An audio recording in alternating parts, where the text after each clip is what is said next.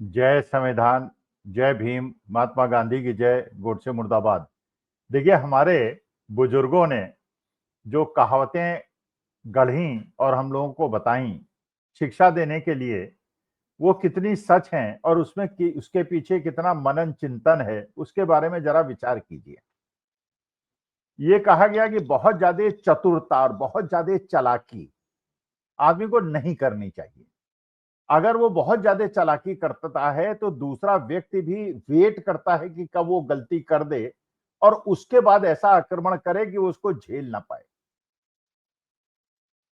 और एक आपने कहानी सुनी होगी, पहले भी मैंने आपको सुनाई है कि एक राजा था, वो किसी और पे विश्वास नहीं करता था, अपने मंत्रियों पे विश्वास नहीं करता था, आईएएस अफसरों को ड्यूटी से हटा देता था अगर उसके संवाद के बीच में कहीं टेलीप्रॉम्प्टर खराब हो जाए, जैसा राजस्थान के अंदर अर्चना सिंह के साथ हुआ। लेकिन किसी एक पर वो इतना ज्यादा विश्वास करे कि सब कुछ उसको सौंप दे, जो आज के तारीख में भारतीय जनता पार्टी ने चुनाव आयोग के साथ किया है। आज अगर भारतीय जनता पार्टी की सरकार है, अगर आज एनडीए की सरकार है, तो उसका बहुत बड़ा श्रेय चुनाव आयोग को जाता है। अब चुनाव आयोग और एक राष्ट्रीय सेठ, ये दो ऐसे बड़े अच्छे मित्र हैं हमारे देश के यशस्वी प्रधानमंत्री मोदी जी के, जिनकी वजह से वो प्रधानमंत्री हैं। एक के पास भरपूर पैसा, इतना पैसा क्योंकि सारी सरकारी संपत्ति उसके पास, विदेश से उसके कॉन्ट्रैक्ट और पैसा, और पैसे आप जानते हैं इलेक्शन में कितना बड़ा योगदान देते हैं। जो गरीब लोग हैं, जो नहीं उनके पास कुछ है, अगर उनको 1000, 2000, 5000 रुपए मिल जाता है तो उनके लिए बहुत बड़ी चीज है। और दूसरा चुनाव आयोग। अच्छा, चुनाव आयोग की ज्यादा चतुरता उसी तरह से फंसा गई जैसे पुरानी कहानी में एक राजा को बंदर ने उसकी नाक काट दी थी। भाई, राजा को अपने मंत्रियों पे विश्वास नहीं था, अपने लोगों पे विश्वास नहीं था, उसको एक बंदर पे विश्वास था, क्योंकि बंदर बहुत ज्यादा उसके लिए विश्वास पात्र था। अच्छा, बंदर था भी विश्वास पात्र, वो राजा के प्रति उसकी निष्ठा में कोई कमी नहीं थी, लेकिन था वो बंदर। तो राजा को रात में जब वो सोता था तो वो अपने बंदर को एक तलवार हाथ में पकड़ा देता था और कहता था कि अगर मेरे पर कहीं आक्रमण हो तो तुम मेरी रक्षा करना। बंदर मुस्तैदी से तलवार लेके बैठ गया। उसके बाद अचानक एक मक्खी उस बंदर ने देखी कि राजा के परेशान कर रही है, कभी इधर बैठती है, कभी उधर बैठती है, राजा सो रहा है, उसमें खलल डाल रही है। तो जब वो मक्खी राजा की नाक पे आके बैठी तो बंदर ने जोरदार तलवार चलाई, तो मक्खी तो उड़ गई लेकिन राजा की नाक कट गई। यही चुनाव आयोग ने हमारे देश के मोदी जी के साथ और भारतीय जनता पार्टी के साथ किया। अब देखिए, विपक्ष ने भारतीय जनता पार्टी को कैसे फंसाया अपने जाल में। और जो ये कहा जा रहा था कि राहुल गांधी ने जब पिछली बार प्रेस कॉन्फ्रेंस की और जब उन्होंने कर्नाटका की सीट के बारे में बताया, तो उन्होंने कहा एक ऐसा हाइड्रोजन बम आएगा जिससे कि भारतीय जनता पार्टी ही नहीं, मोदी जी और चुनाव आयोग मुंह दिखाने लायक नहीं रहेगा। अब प्रतीक्षा उसकी हो रही थी कि अभी इसमें डिले क्यों हो रहा है, ऐसा क्यों हो रहा है। अब जो पता चल रहा है उसके अनुसार अब वो चीज हो गई है, जिसके बाद हाइड्रोजन बम की महत्ता और उसकी तीव्रता और ज्यादा बढ़ जाती है। चुनाव आयोग ने, आप जानते हैं, निर्णय लिया, और क्यों निर्णय लिया ये भी आपको पता था। चुनाव आयोग ने यह निर्णय लिया आनन फानन में कि 2003 में जो एसआईआर हुआ था, उस एसआईआर को किया जाए और बिहार इलेक्शन में अपने मकसद पे कामयाब हो जाएं। जैसे महाराष्ट्र के अंदर वोटर एडिशंस किए गए, वैसे बिहार के अंदर वोटर डिलीशंस किए जाएं और भारतीय जनता पार्टी के जीत का रास्ता प्रशस्त किया जाए, क्योंकि बिहार में भारतीय जनता पार्टी को अपनी नैया डगमगाती हुई दिख रही थी। अच्छा, इस बात में तो कहीं कोई दो राय नहीं है कि कोई भी प्रक्रिया हो, चुनाव आयोग विशेष तौर पर ये बहुत ज्यादा आवश्यक है कि जो वैध वोटर्स हैं, जो वो वैध नागरिक हैं देश के, उनको वोट देने का अधिकार मिले। एक भी ऐसा वैध वोटर ना हो जिसका नाम कटे। जैसे कानून के अंतर भी कहा जाता है कि चाहे 100 दोषी छूट जाएं लेकिन एक निर्दोष ना फंसे। तो वैध लोगों को वोट देने का अधिकार मिले, और ये भी बात बिल्कुल सही है कि अवैध लोगों को वोट देने का अधिकार न मिले। आप उसके लिए एसआईआर करा लीजिए, आप उसके लिए कुछ भी करा लीजिए। तो एसआईआर का किसी विपक्षी दल ने विरोध नहीं किया, उन्होंने कहा एसआईआर तो होनी चाहिए, लेकिन एसआईआर की प्रक्रिया से हमें समस्या। एसआईआर हुई, एसआईआर में चुनाव आयोग ने सोचा था कि इतना ज्यादा विरोध नहीं होगा, इतना ज्यादा उसकी एनालिसिस नहीं होगी, तो उन्होंने अपना एसआईआर करना शुरू किया। उन्होंने वहां बीएलओ पे दबाव बनाया कि फटाफट एक नौटंकी करो, दिखाओ कि तुम घर घर गए हो, और उसके बाद ये फॉर्म जो भरेगा और उसमें सब डॉक्यूमेंट्स देगा, और उस डॉक्यूमेंट्स के अंदर 11 डॉक्यूमेंट्स अगर होंगे तब तो उसको वैध माना जाएगा, वरना अवैध माना जाएगा। और बीएलओज ने, जो सारे पत्रकारों ने दिखाया, आपने देखा कि वो घर घर नहीं गए, कहीं पेड़ के नीचे बैठ गए, कहीं किसी ऑफिस के नीचे बैठ गए, और वहां जाके उन्होंने अपना जो काम करना था कर दिया। उन्होंने फॉर्म अपलोड कर दिए, फॉर्म अपलोड अपने ही दस्तखत से कर दिए, अपने आप ही भर दिया, कहीं फोटो नहीं थी, कहीं वैध डॉक्यूमेंट्स नहीं थे, कुछ भी नहीं था, लेकिन उन्होंने फॉर्म अपलोड कर दिया, अपने काम से उन्होंने छुट्टी ले ली। 1000 रुपए महीना जो उनको एक्स्ट्रा मिल रहा था वो उन्होंने ले लिया। लेकिन चुनाव आयोग को इतना अंदाजा नहीं था कि इतना ज्यादा प्रबल विरोध हो जाएगा। प्रबल विरोध हुआ। राहुल गांधी और तेजस्वी यादव ने बिहार के अंदर यात्रा निकाली, यात्रा का रिस्पांस बहुत अच्छा रहा। अब सवाल यह है कि जब ये सारे प्रश्न उठे और मामला सुप्रीम कोर्ट भी गया, तो सुप्रीम कोर्ट ने जो सबसे बड़ा एक यंत्र ढूंढा था चुनाव आयोग ने, आधार कार्ड को एलिजिबिलिटी के लिए, योग्यता के लिए, पात्रता के लिए इंक्लूड न करना, उसका पर्दाफाश कर दिया। उन्होंने कहा नहीं, आधार कार्ड तो आपको मानना पड़ेगा। अच्छा, एक नैरेटिव भारतीय जनता पार्टी ने और ज्यादा बनाया था कि बिहार के अंदर जितनी जनसंख्या है उससे जो आधार कार्ड है वो 125% है। भाई, जनसंख्या तो अभी आज से 15 साल पहले उसकी जनसंख्या गणना हुई है, उसके बाद तो जनसंख्या गणना तो मोदी जी ने कराना का कोई औचित्य नहीं समझा। तो लेकिन चलिए, ये एक मैसेज देने का प्रयास किया कि फर्जी आधार कार्ड बन गए, लेकिन माननीय सुप्रीम कोर्ट ने कहा कि नहीं, आधार कार्ड को इंक्लूड कीजिए और उसके बाद आप जांच कीजिए, जो फर्जी आधार कार्ड है उनके नाम काट दीजिए। बिल्कुल बात सही थी। अब सवाल यह है कि पहली बार एक लिस्ट, एडहॉक लिस्ट आई, 1 अक्टूबर को फाइनल लिस्ट आ गई। अब फाइनल लिस्ट का मतलब यह है कि अब फाइनल हो गई, लेकिन अभी भी चुनाव आयोग अपनी लिस्ट के बारे में बहुत ज्यादा आश्वस्त नहीं है। उसका कारण यह है, एडहॉक लिस्ट में उन्होंने कहा था कि भाई हो सकता है इसमें कुछ गलतियां हो, आप लोग ऑब्जेक्शन दीजिए, जो एएलओज हैं, जो डिफरेंट पार्टीज के हैं, ऑब्जेक्शन दें, और उसके बाद हम पुनर्निरीक्षण करके लिस्ट को फाइनल करेंगे। और लिस्ट जो फाइनल होगी वो असली एसआईआर की भावना को देखेगी, और असली ही वोटर लिस्ट में आएंगे, और अवैध जो फर्जी वोटर्स हैं वो बाहर चले जाएंगे। बिल्कुल सही बात थी। लेकिन अभी भी क्योंकि चुनाव आयोग बहुत ज्यादा आश्वस्त नहीं है, उसने अभी भी एक कुचल्ला छोड़ दिया। उसने कहा अभी भी जिन लोगों को नाम काटे गए हैं, अगर वो लोग आके अपने वैध डॉक्यूमेंट्स दे दें तो उनका नाम जोड़ा जा सकता है। इसका मतलब ये, चुनाव आयोग इज नॉट कॉन्फिडेंट।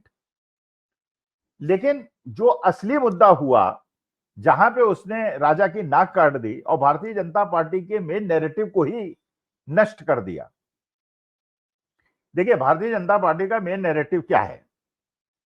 उस नैरेटिव का कोई लॉजिक नहीं है, उसका कोई औचित्य नहीं है। मध्य प्रदेश में चुनाव हो तो भारतीय जनता पार्टी और मोदी जी, अमित शाह साहब कहते हैं कि यहाँ पे अवैध लोग आ गए हैं, यहाँ रोहिंग्या आ गए हैं, या पाकिस्तानी आ गए हैं, या बांग्लादेशी आ गए हैं, नेपाल के लोग आ गए हैं, म्यांमार के लोग आ गए।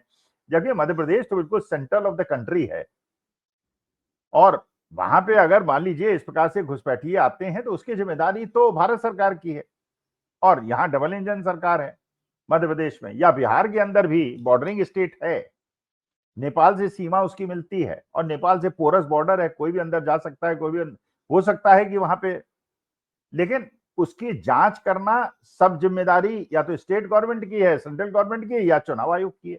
सेंट्रल गवर्नमेंट भी आपका है, स्टेट गवर्नमेंट भी आपकी है, चुनाव आयोग भी आपका है, तो उसके बाद आप अपोजिशन को तो जिम्मेदारी दे नहीं सकते। लेकिन एक माहौल बनाने के लिए और जनता को मैसेज देने के लिए कि ये सब रोहिंग्या आ गए हैं, बांग्लादेशी आ गए हैं, और इन्होंने हमारे यहाँ का पूरा इलेक्शन का बात, जो हिंदू मुसलमान का नैरेटिव फैलाने के लिए।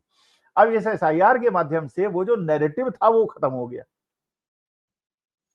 क्योंकि जब ये बताया गया कि पिछले हिसाब से 7.89 करोड़ टोटल वोटर्स वहां पे बिहार के अंदर थे, और इसके अंदर जो कटे हैं फाइनल लिस्ट के हिसाब से वो 3.66 लाख वोटर्स हैं, और जो नए जुड़े हैं वो 21.53 लाख हैं। अच्छा, अब ये चलिए कितने कटे कितने जुड़े, ये तो उतना बड़ा मुद्दा नहीं है। असली मुद्दा ये है कि उन्होंने ये कहा कि जो नाम जुड़े हैं, वो मानी बात है कि नाम जुड़े हैं तो ऐसे होने चाहिए जिनकी उम्र अब 18 साल हुई है, पिछले इलेक्शन में नहीं थी, अब वो एलिजिबिलिटी आ गई है और इस इलेक्शन में वोट देंगे। लेकिन उसमें पता ये चल रहा है कि उसमें मात्र 21% लोग ऐसे हैं, 27% लोग ऐसे हैं जो 20 साल के हैं, और करीब करीब 50% लोग ऐसे हैं जो 50 साल के हैं, और इसमें बहुत सारे लोग ऐसे हैं जो 100 साल के ऊपर के हैं। अब 100 साल से ऊपर का होने का मतलब यह है, और आपने जानते हैं चुनाव आयोग ने एक नया नियम बना दिया है कि जो सुपर सीनियर लोग हैं उनके घर जाके वोट लिया जा सकता है, उनसे वोट कास्ट कराया जा सकता है। अब मानी बात है कि अगर वो, और उनका एड्रेस 00, मतलब एड्रेस किसी को पता ही नहीं है, और ये काल्पनिक नाम अगर 100 साल के ऊपर जिन्होंने अभी तक कभी वोटर आईडी कार्ड और फॉर्म 6 के माध्यम से नहीं बनाया है और इस इलेक्शन में उनका नाम जुड़ गया है, वो कहाँ के लोग हैं? गुजरात में वोट डालेंगे या महाराष्ट्र में डालेंगे या उत्तर प्रदेश में योगी आदित्यनाथ जी के डालेंगे, ये भी नहीं पता होगा, लेकिन वोट उनके पड़ जाएंगे। अच्छा, उसमें पिता का नाम, एड्रेस कुछ नहीं, सब गड़बड़ सड़बड़। तो जो नैरेटिव था एक तो ये घुसपैठिए का, वो चुनाव आयोग ने अपनी मूर्खता से उसे डैमेज कर दिया। क्योंकि जब उन्होंने कहा कि ये जो नए ऐसे लोग हैं, करीब 3.5 लाख ऐसे वोटर्स हैं जो अपने डॉक्यूमेंट्स नहीं दे पाए, इसलिए नाम हमने उनके काट दिया, अगर वो डॉक्यूमेंट दे देंगे तो उनका नाम जोड़ देंगे। तो विपक्ष ये पूछ रहा है कि ये बताइए कि जो नाम कटे हैं इसमें से अवैध लोग कितने हैं? इसमें भाई ठीक है, कागज नहीं है, जैसे मैं मान लीजिए 7 पुश्तों से, 10 पुश्तों से, 50 पुश्तों से भारतवर्ष के अंदर रह रहा हूं, और सब जानते हैं पूरा वंशावली है, और 6 वंशावली तो मैं बता ही सकता हूं, गांव वाले भी बता सकते हैं, जहां को बिलोंग करते हैं वहां के लोग भी बता सकते हैं। तो भारतीयता में समस्या नहीं है, लेकिन डॉक्यूमेंट्स ना होना और भारतीय ना होना, इसमें एक अंतर है। अब सवाल ये उठता है कि अगर वो व्यक्ति, अब अपोजिशन वाले पूछ रहे हैं ये बताइए कि कितने ऐसे हैं जो घुसपैठिया हैं और कितने ऐसे हैं रोहिंग्या है। चुनाव आयोग उसके मामले में बिल्कुल मुंह बंद करके बैठा हुआ है। लेकिन जो भारतीय जनता पार्टी के प्रवक्ता आ रहे हैं टीवी डिबेट्स में, वो कह रहे हैं ये काम चुनाव आयोग का नहीं है, ये काम होम मिनिस्ट्री का है। इसका मतलब जो बॉल अब ट्रांसफर हो गई, वो हो गई होम मिनिस्ट्री पे। अब होम मिनिस्ट्री पे दबाव बनाएगा अपोजिशन, वो कहेगा आप बताइए जो ये नाम काटे गए हैं 3.5 लाख के आसपास, 3.5 लाख वोट कटने का मतलब है कि आप ये समझिए 3,66,000, 3,66,000 वोट कटने का मतलब ये है, अगर 245 सीट वहां पे हैं तो हर सीट पर 14-15 हजार वोट कटे, और 14-15 हजार वोट काटने का मतलब यह है कि इलेक्शन तो भारतीय जनता पार्टी के हाथ में चुनाव आयोग ने देने का प्रयास किया, लेकिन यहीं पे पेंच फंस गया। अब गृह मंत्रालय पे दबाव बनाया जाएगा अपोजिशन के द्वारा और यात्रा निकाली जाएगी, ये बताइए इसमें से रोहिंग्या कितने हैं? अच्छा, रोहिंग्या बताएंगे तो उनको देश से बाहर निकालना पड़ेगा, वो भी एक दबाव बनेगा। अच्छा, जिसको रोहिंग्या बताएंगे वो कहेगा कि साहब उनके गांव वाले 100 लोग एफिडेविट दे देंगे तो रोहिंग्या नहीं है, तो हिंदुस्तानी का रहने वाला है, 7 पुश्तों से यहीं रहता है। तो अब सारा का सारा जो प्रॉब्लम क्रिएट हो गई वो होम मिनिस्ट्री के ऊपर हो गई, किसको वो रोहिंग्या बता दें। इसके बाद अब ये समस्या पैदा हो गई है कि अगर एसआईआर में जो आपने नाम कटवाए और जो आपने नाम जुड़वाए, तो नाम जुड़वाने में भी समस्या है और नाम कटवाने में भी समस्या है। क्योंकि अगर आपने नाम कटवाए तो यही तो आपने कहा था, पूरे देश के अंदर यही तो नैरेटिव बनाया था कि ये सब रोहिंग्या हैं, अवैध लोग हैं जो आ गए हैं, उनको नाम तो डिस्क्लोज करना पड़ेगा, नाम तो आपको बताना पड़ेगा, चाहे होम मिनिस्ट्री बताए चाहे चुनाव आयोग बताए। और नहीं बताएगा इसका माने कि आप ये जुमलेबाजी करते थे और देश के अंदर जो आप हिंदू मुसलमान का नैरेटिव पैदा करते थे वो गलत है। और हमारे देश के अंदर अगर मुसलमान रहते हैं तो वैध मुसलमान रहते हैं, ऐसे मुसलमान रहते हैं जिन्होंने जब भारत पाकिस्तान का बंटवारा हुआ तो पाकिस्तान जाने से इनकार किया और भारत की धरती से प्यार की वजह से यहाँ पे रहे। तो उनका जो मेन नैरेटिव था भारतीय जनता पार्टी का हिंदू मुसलमान का, वो इस बिहार एसआईआर से चुनाव आयोग ने अपने हाथ से उसको फेल कर दिया। अब जो राहुल गांधी का हाइड्रोजन आने वाला है उसके अंदर क्या होगा? भाई ये जो 100-100 साल से ऊपर के लोग पहली बार वोटर लिस्ट में अपना नाम जुड़वाने का प्रयास करेंगे, इसकी भी लिस्ट आपको डिस्क्लोज करनी पड़ेगी, वरना अगर डिजिटल लिस्ट आप नहीं भी देंगे तो उसमें फिजिकली देख लिया जाएगा कि इतने लोग जो है पर कॉन्स्टिट्यूएंसी 2000 वोटर्स मान लीजिए ऐसे हैं जो 60, 70, 80, 90, 100 साल के हैं और पहली बार फॉर्म 6 भर के अपना नाम जुड़वाना चाहते हैं। जब पता चलवाया जाएगा तो ये पता चलेगा कि उनका ट्रेस कि वो मोबाइल वोटर्स हैं, वो ओरिजिनली हो सकता है गुजरात के लोग हों और उनका वोट गुजरात जाके डलवा लिया जाता है और हर कॉन्स्टिट्यूएंसी के अंदर 2-2, 3-3 हजार वोट इस प्रकार के पड़ जाते हैं, तो वैसे ही भारतीय जनता पार्टी और जेडीयू के गठबंधन को मेजोरिटी मिल जाती। तो चुनाव आयोग ने अपनी चतुरता दिखाने के चक्कर में अपने जाल में खुद फंस गई है। वोटर एडिशन के नाम पे भी, क्योंकि उसमें ऐसे लोग हैं जो मानी बातें संदिग्ध हैं, कोई कॉमन सेंस से ये नहीं कह सकता। आज मेरी 73 साल की उम्र है, मैं कम से कम 12-13 इलेक्शन में वोट डाल चुका हूं। अगर 73 साल की पहली बार मैं अपना नाम एडिशन करने के लिए फॉर्म 6 भरूंगा, उसके बाद विपक्ष तो उसकी पूरी हिस्ट्री निकाल देगा ना, इसका नाम कहां कहां था और कहां कहां इसने वोट दिया था। और ये एक ऐसा व्यक्ति है जो मोबाइल वोटर है, जहां इलेक्शन होता है वहां चला जाता है, पुरानी जगह नाम कटाता है, नई जगह जुड़ जाता है।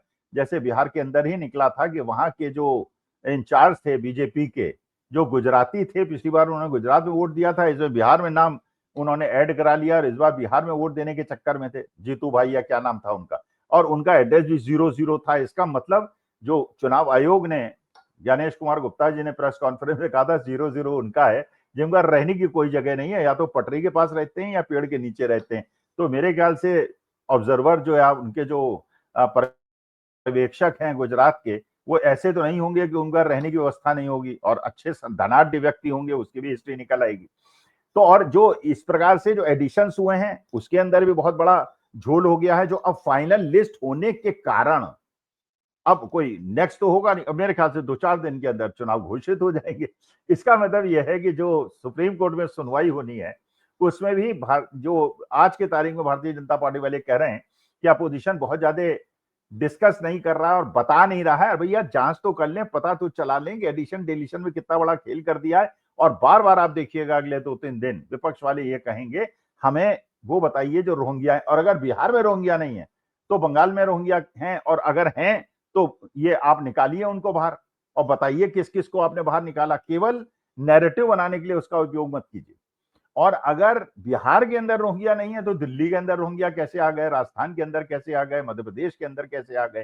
तो मेरे ख्याल से भारतीय जनता पार्टी ने जो बंदर को तलवार सौंपी थी कि मेरी रक्षा करना, उसने राजा की नाक काट दी है और राजा को फंसा दिया, उसका नैरेटिव भी खत्म कर दिया है। और इस एडिशन डिलीशन के खेल में भारतीय जनता पार्टी इतना बुरा फंस गई है, जो उसे चुनाव आयोग ने, जो उसका सबसे विश्वस्त साथी था, फंसा दिया है। अगले 5 दिन में आपको इसकी खबर मिल जाएगी और आपको पता चल जाएगा। नमस्कार, धन्यवाद, प्रणाम।